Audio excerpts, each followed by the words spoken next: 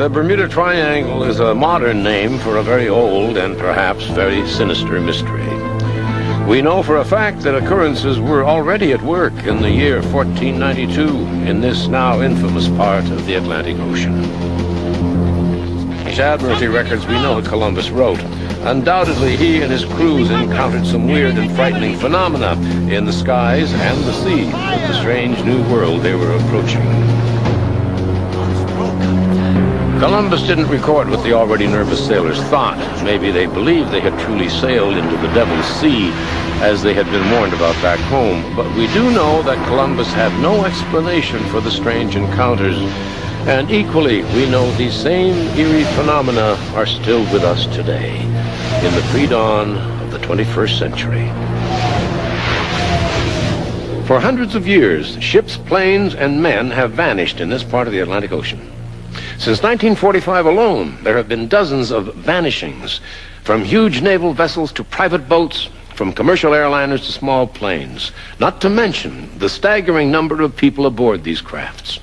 They have simply disappeared within this wedge of ocean without leaving a single trace. But are these disappearances the result of some sinister and unknowable force? Or are they simply tragic but quite understandable catastrophes? In virtually every case in the Bermuda Triangle, there has been a storm.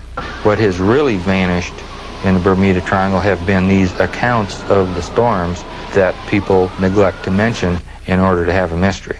This is the entry point. Although it has wonderful weather the vast majority of the time, this area is susceptible to sudden squall lines that are completely unpredictable. It can get very dangerous very quickly. There can be no doubt that weather plays an important part in both sea and air losses in the Bermuda Triangle. But can it be blamed for the large number of mysterious disappearances? Well, as we shall see, there are many other odd occurrences on record that have nothing at all to do with weather.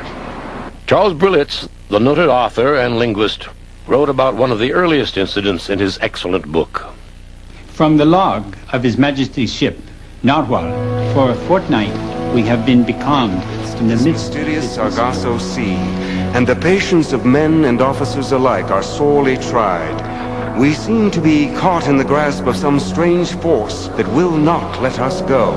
Though we have not had a whisper of a breeze for days, oddly, there is the strange sound of wind about us. The approaching ship was recognized as the Westbury Star out of Liverpool. There was no appearance of life on board. The frigate captain tried signaling and calling, but there was no answer. The log continues with this contradictory comment. Though there was not a living soul on deck, the sails were neatly trimmed, and the Westbury Star was tacking to a brisk wind as she passed by. But, upon my honor, there was not the slightest breeze to ripple our own rigging. Is it possible that the wind would permit the ghost ship to tack by with bellied sails, while 100 yards away there was not the slightest breeze? It is, of course, happenings like these that give the Bermuda Triangle its eerie reputation. The American schooner Ellen Austin was bound for Spanish and Portuguese ports in the early fall of 1881, when the ship's crew was surprised by the sudden appearance of another ship off the port beam. They called the captain, and when he joined them, they hailed the vessel and scanned the decks. Getting no answer, they put over a boarding party. They found the rigging intact and the ship seaworthy. Everything seemed normal, except there was not a living soul aboard. Hey! It's a treasure ship! I shall show a fine profit. The salvage or prize crew was left aboard while the others made their way back to the Ellen Austin. But before they could set sail, a violent squall bore down on them without warning. The fury of the storm blew itself out in less than half an hour. The prize derelict, along with the salvage crew, was gone. It had completely disappeared. Both the officers and men of the Ellen Austin would later testify that it was as if it had vanished into thin air.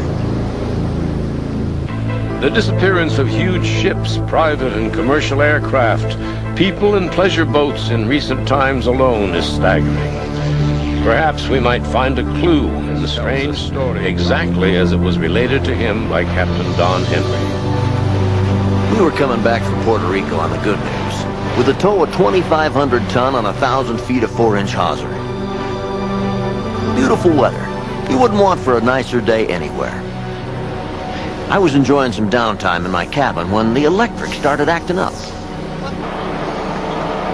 We checked the whole system. Generators, breakers, shunts, just fine. Nothing wrong below. But topside, there weren't anything right. There was a funny-looking fog, I guess you'd call it, kind of oozing all over the barge. I figured I'd better take another good look inside. And that's just about when that blow smacked into us.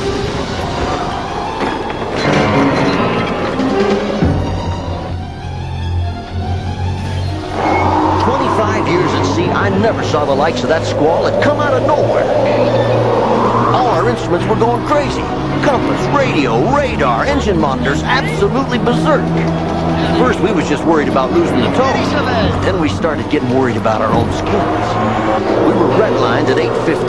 Big twin 2,000 horse EMP diesels churning up green water, and we couldn't make a foot of headway. Something had a hold of us and wouldn't let go. Then just like that, the squall was over. We set the automatic pilot to go check damage, and we haven't lost no rigging or deck gear. But then what I saw gave me goosebumps all over. A half-ton of hawsers stiff-stretched after the fantail, and not a thing connected to the bitter end. When we got her hauled in, you could see there was no eye splice, and the line wasn't raggedy like it had parted. No, sir. Looked like it had been whacked off with a fire axe. Next time I looked up, the weird foggy stuff was disappeared. But after the barge, the sea was still churning, and just in that one spot. The sun was out just like before, and there was a bone-aching chill in the air. Yet the rails and fittings were hot enough to give you a smart burn. We had a narrow escape from whatever took hold of us out there. Righteous believer out of me. There was another interesting result of Captain Don Henry's encounter with the Bermuda Triangle. When he got back to port, he had to throw away every battery on the tug. They were all dead, completely drained. Oh, there are many similar seagoing stories. However, some of the most remarkable mysteries are about aircraft, large and small, military, commercial, and private. Let's start with one that has a happy ending. Commercial pilot Chuck Wakely's story, as related to us by Charles Berlitz.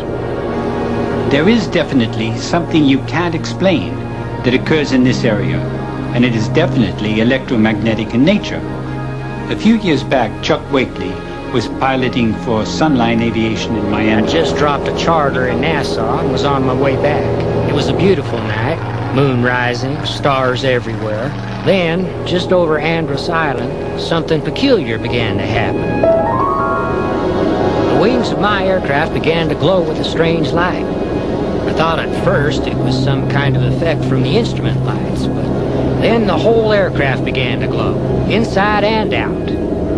My instruments started malfunctioning so bad I thought they were going to bust apart. By then, the aircraft was glowing so intensely I couldn't see the horizon at all, or even the moon and the stars. I wasn't panicked, but I certainly wasn't all that laid back either. Then, bingo, the glow was gone and everything was right normal again. These things have happened to a lot of us professional pilots, though for obvious reasons they aren't things we like to talk about. But there's darn few of us who don't believe that there is something out there.